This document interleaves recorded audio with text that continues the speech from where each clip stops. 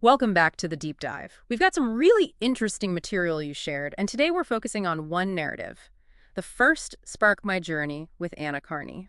Right. This was quite something. It tracks an early, very significant relationship, full of Mhm. travel, experiences, the kind of stuff that really shapes you. Exactly, and that's what we want to unpack in this deep dive.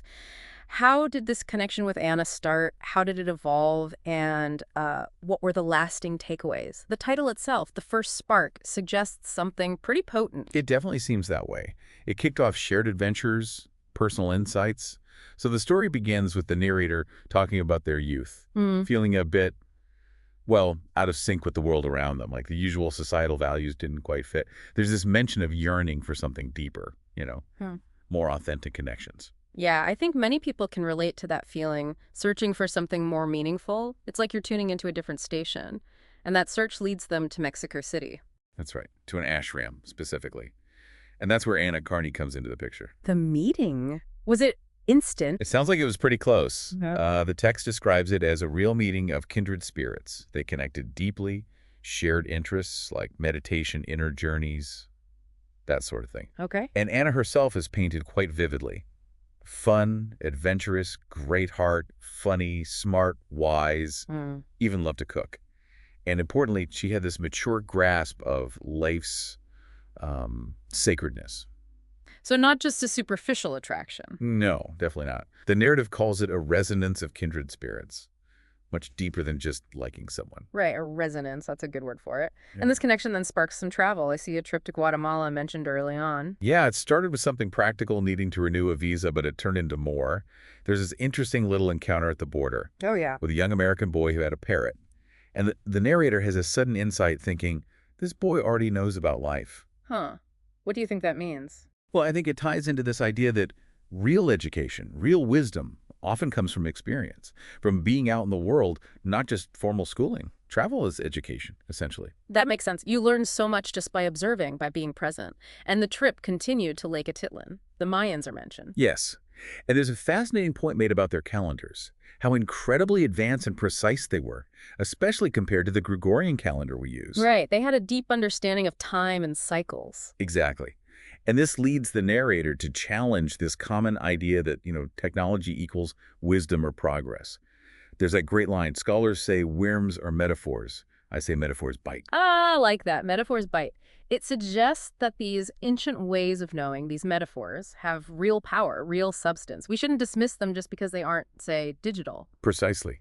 It's about respecting different kinds of knowledge, different perspectives. Definitely food for thought. Okay, so after Guatemala, the journey takes them somewhere else. Baja, California. Yeah, Matanchen Bay, beautiful place, apparently, but things took a, well, bit of a tense turn there. How so? They both felt this ominous presence, just a strong gut feeling that something was wrong and they needed to leave. And did they? They did.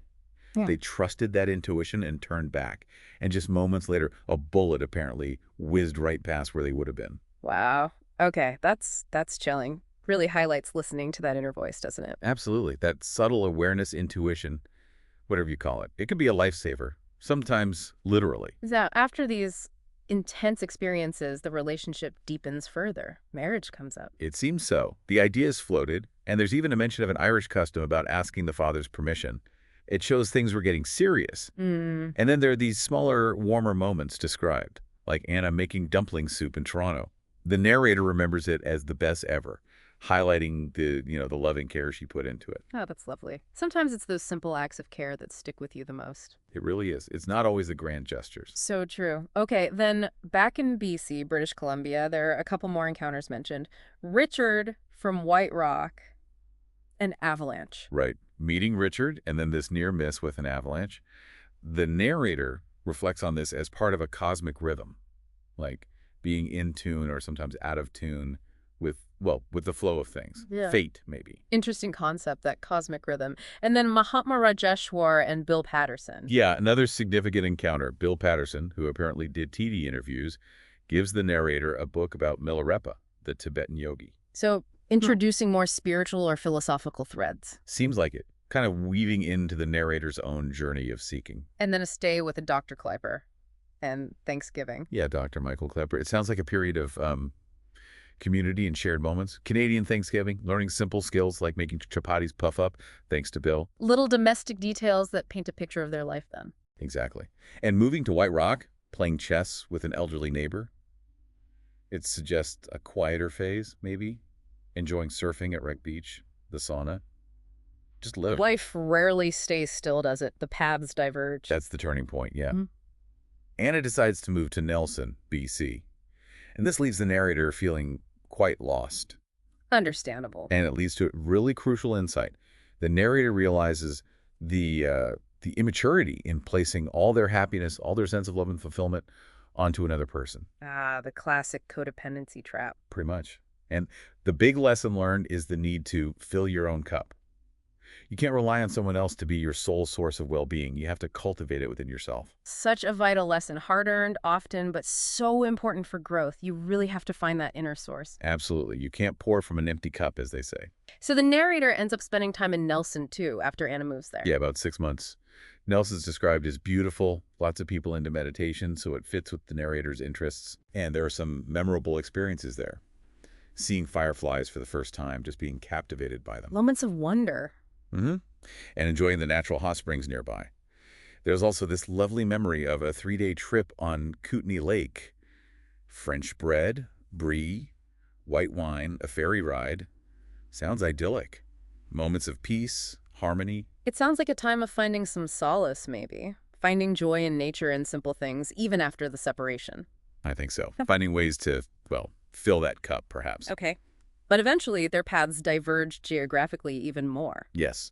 The narrator moves south to Santa Fe, New Mexico, and Anna later moves to Florida. So, quite separate lives. But was that the absolute end of their connection? Not quite. There were a few more significant points of contact. A meeting in California where Anna actually met the narrator's parents, sharing a final meal together. Closure moments. Seems like it. And there's also a last visit with grandmother Josie in Nevada City mentioned. And then the very final time they saw each other was lunch in Miami Beach. That was over 30 years ago, according to the text. 30 years. Wow. And how is that final meeting remembered? Fondly. There's no bitterness described.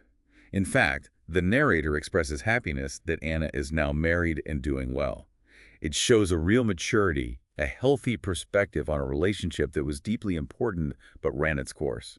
That's really evolved, isn't it? To hold the memory dear, but also genuinely wish the other person well in their separate life. It really is. And it ties into the concluding thoughts, circling back to that metaphor's bite idea. So? Well, the bite of that first love, that intense connection, is linked to the lesson about impermanence, understanding that the specific form of any connection is temporary. People change, circumstances change, relationships evolve or end. But something remains. That's the idea. The form changes, but the underlying connection, what the text calls the light, that essence continues in some way. It feeds into that Zoran quote shared at the end. Remind us of that quote. Every human connection is a wave in the cosmic ocean. Some waves crest and break, leaving only foam, but the water, the essence flows on, ready for the next shore. That's beautiful, a powerful image. The wave breaks, the form is gone, but the water, the energy, the essence remains part of the ocean. Exactly. Speaks to the enduring nature of the energy behind our connections, even when the specific relationship looks different or ends. So bringing this back to you, our listener, reflecting on this journey with the narrator and Anna, what stands out? What resonates from your own life? Yeah, this whole exploration really invites you to think about your own significant past relationships, doesn't it? Not necessarily in a sad way, but what were the key lessons? What did you learn from a connection that changed or maybe ended? Think about one of those dragon trials, as we sometimes call them. What insight did you gain, especially about personal growth or maybe about impermanence? Right.